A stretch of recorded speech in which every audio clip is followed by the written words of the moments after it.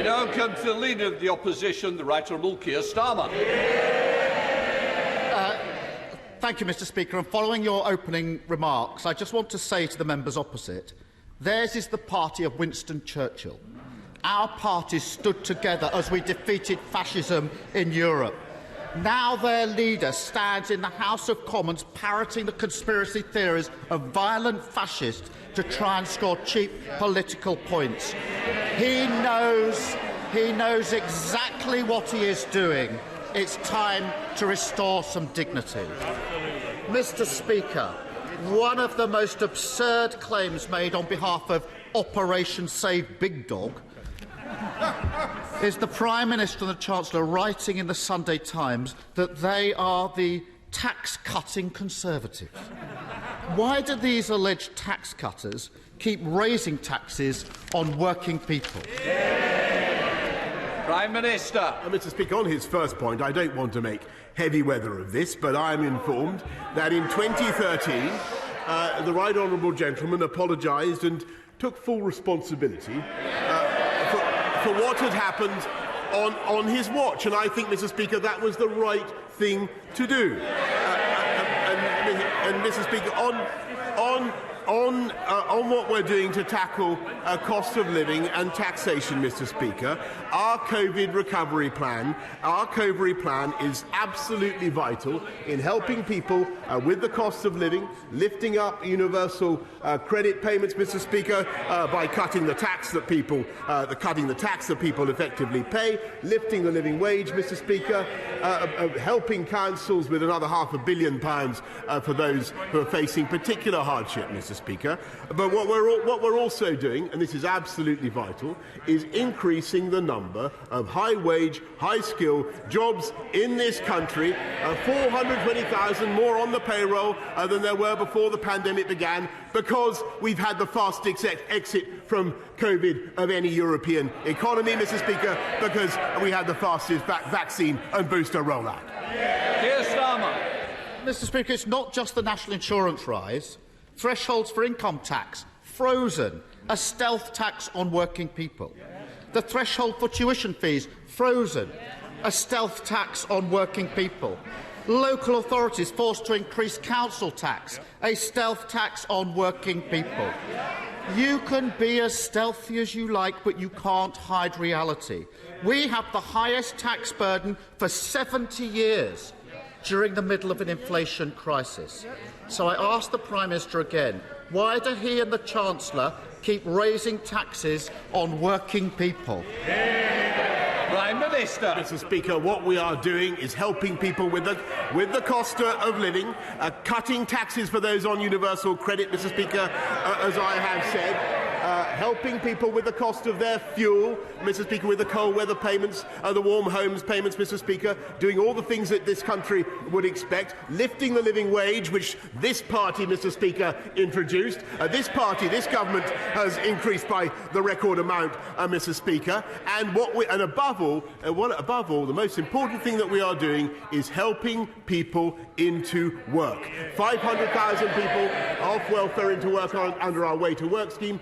More people in work now than before the pandemic began, and that is the record of this government. Labour, never forget, Mr Speaker, there's never been a Labour government that left office with unemployment lower than when they entered. Check that out, Mr Speaker. Keir Starmer. Lots of words, lots of bluster, no answers. Word of warning. Word of warning, Prime Minister. That's not going to work with the police.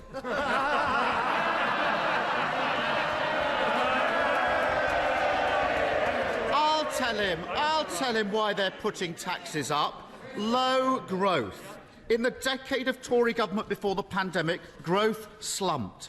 It was much, much weaker than under the last Labour government. If the Tories matched our record on growth, we would have £30 billion more to spend on public services without having to raise a single tax. Mr Speaker, surely even this Prime Minister doesn't need someone else to tell him that he and the Chancellor are having to raise taxes because the Tories failed to grow the economy over a decade.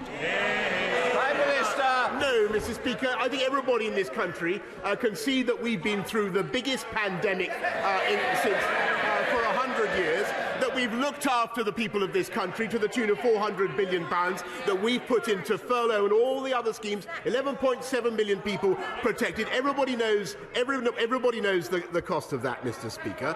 And at the same time, in spite of all the difficulties that we have faced, we have now got the fastest growth in the G7. Absolutely true. We've got youth unemployment. We've got youth unemployment at a record low, Mr. Speaker. We've got 3 times as much tech investment coming into this country as there is in France, twice as much as there is in Germany. Yes, that's absolutely true, Mr. Speaker. And never forget, if you want to know about Labour economics, never forget the last time they were in office, Mr. Speaker, when they were finally booted out, they left a note saying there's no money left. That's the way they run the country, Mr. Speaker. Keir Starmer. Mr. Speaker, the UK...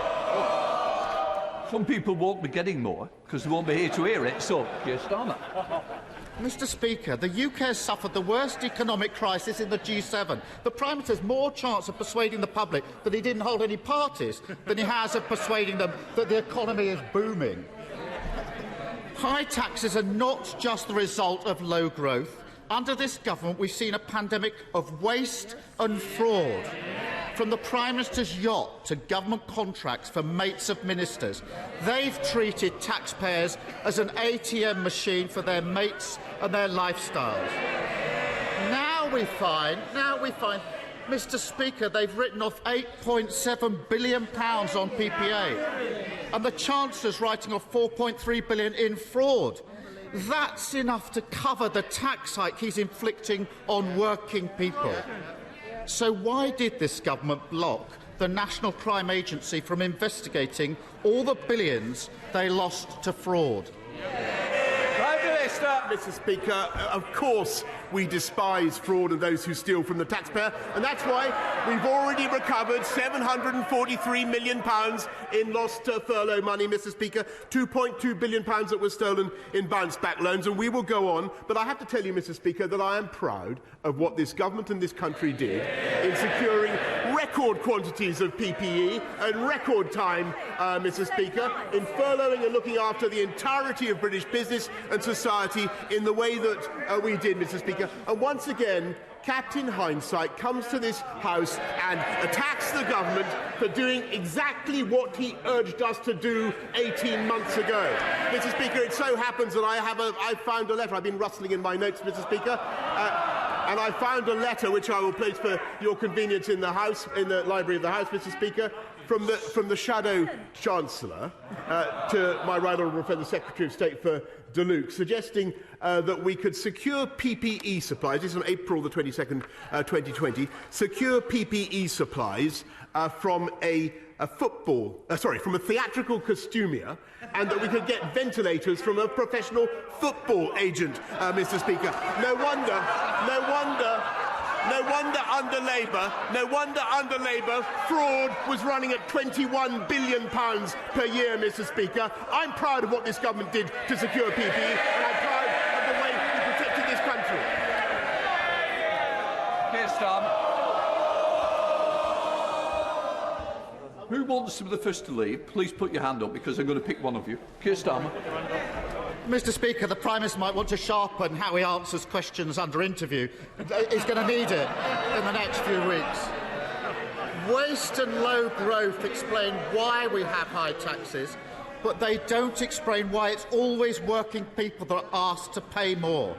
Yesterday, he ordered his troops not to support a windfall tax on oil and gas companies.